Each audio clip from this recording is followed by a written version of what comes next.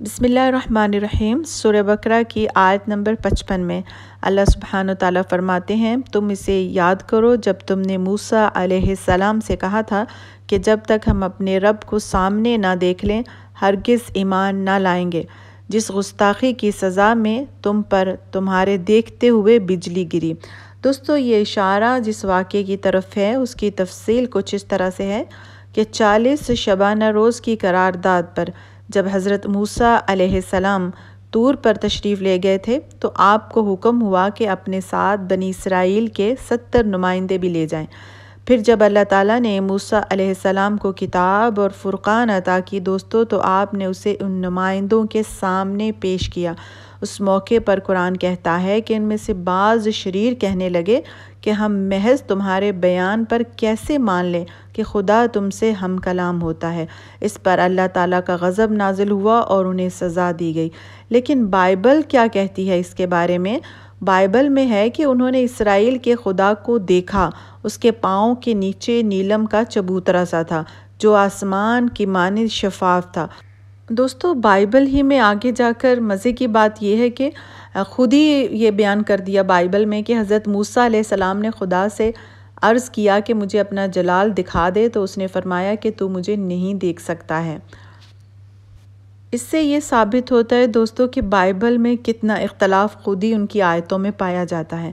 बहरहाल आगे अल्लाह ताला आयत नंबर 57 में फरमाते हैं कि हमने तुम पर बादल का साया किया और तुम पर मनो सलवा उतारा और कह दिया कि हमारी दी हुई पाकीज़ा चीज़ें खाओ, और उन्होंने हम पर जुल्म नहीं किया, अलबत्ता ख़ुद अपनी जानों पर जुल्म करते थे। दोस्तों, ये उसी जज़ीरा नुमा सीना की बात हो रही है जहाँ पर अल्लाह ताला ने बनी इसराइल पर अबर का साया किया था। इस मौके पर यह ख्याल रहना चाहिए दोस्तों कि बनी इसराइल लाखों की तादाद में मिस्र से निकल कर आए थे और सीना के इलाके में मकानात का तो क्या ज़िक्र, सर छुपाने के लिए उनके पास खैमे तक न थे। इस ज़माने में अगर खुदा की तरफ से एक मुद्दत तक आसमान को अबर आलूद ना रखा जाता दोस्तों, तो ये कौम धूप से हलाक हो जाती। रही बात मनो सलवा की, तो दोस्तों वो कुदरती ग़ज़ाएँ थीं जो इस महाजरत के ज़माने में उन लोगों को 40 बरस तक मुसलसल मिलती रही हैं। दरअसल मन जो है वो धनिये के बीज जैसी एक चीज़ होती है दोस्तों, जो ओस की तरह गिरती थी और ज़मीन पर जम जाया करती थी। और सलवा जो है वो बटेर की किस्म के परिंदे थे।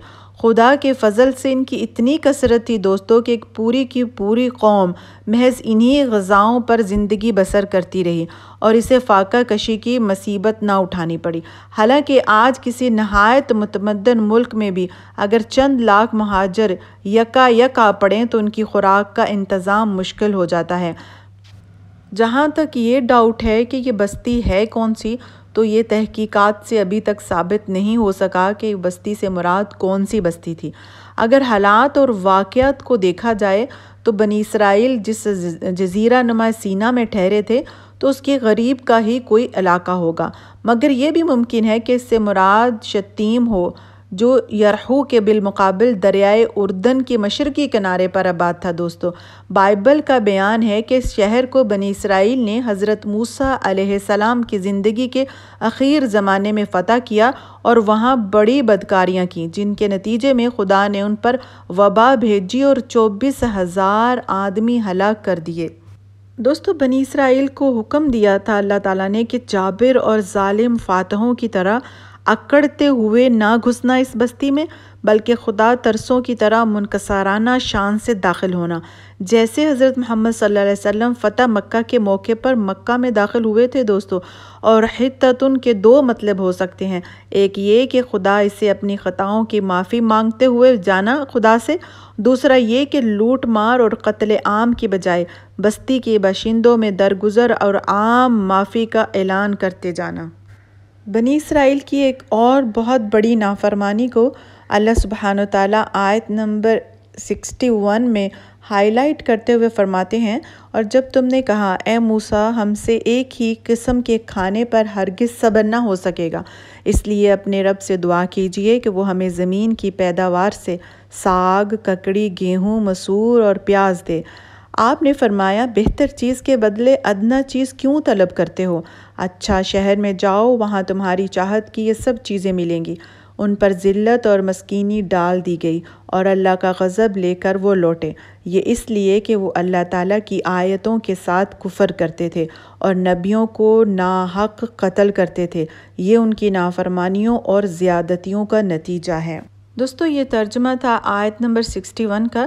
مطلب یہ نہیں ہے کہ من و سلوہ چھوڑ کر یہ بے مشقت ملنے والی چیزیں مانگ رہے ہیں، یعنی کھیتی باڑی کرنی پڑے انہیں، ایسا کچھ بھی نہیں تھا۔ مقصد صرف ان کا یہ تھا کہ یہ اللہ کو بار بار ان کو آزما رہے تھے اور نبیوں کو بار بار آزماتے تھے۔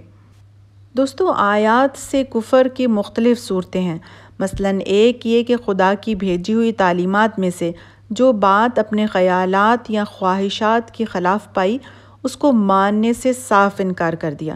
دوسرا یہ کہ ایک بات کو یہ جانتے ہوئے کہ خدا نے فرمائی ہے پوری ڈھٹائی اور سرکشی کے ساتھ اس کے خلاف ورزی کی اور حکم الہی کے کچھ پرواہ نہ کی۔ تیسرا کہ مطلب اور مفہوم کو اچھی طرح جاننے اور سمجھنے کے باوجود اپنی خواہش کے مطابق اسے بدل ڈالا۔ دوستو بنی اسرائیل نے اپنے اس جرم کو اپنی تاریخ میں خود تفصیل کے ساتھ بیان کیا ہے۔ مثال کے طور پر ہم بائبل سے چند واقعات اگر دیکھیں تو حضرت سلیمان کے بعد جب بنی اسرائیل کو سلطنت تقسیم ہو کر 2 ریاستوں یروشلم کی دولت یہودیہ اور سامریہ کی دولت اسرائیل میں بٹ گئی تو ان میں باہم لڑائیوں کا سلسلہ شروع ہوا اور نوبت یہاں تک آئی کہ یہودیوں کی ریاست نے اپنے ہی بھائیوں کے خلاف دمشق کی ارامی سلطنت سے مدد مانگی۔